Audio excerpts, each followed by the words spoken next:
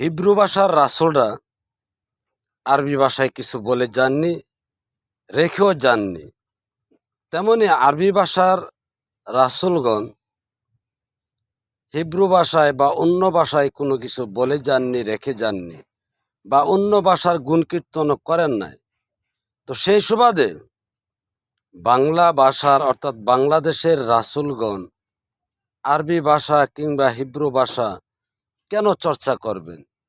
কারণ আল্লাহ প্রত্যেকটা ভাষাভাষীর জন্য রাসূল প্রেরণ করেন, তা প্রতিশ্রুতি দেওয়া।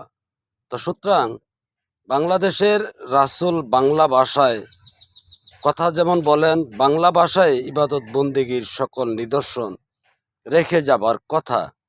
আর এই অবস্থায় বাংলাদেশে যারা আরবি ভাষা দিয়ে বাংলাদেশের পথ প্রদর্শক হিসাবে পরিচয় দিতে চাচ্ছেন, তারা বাঙালি জাতির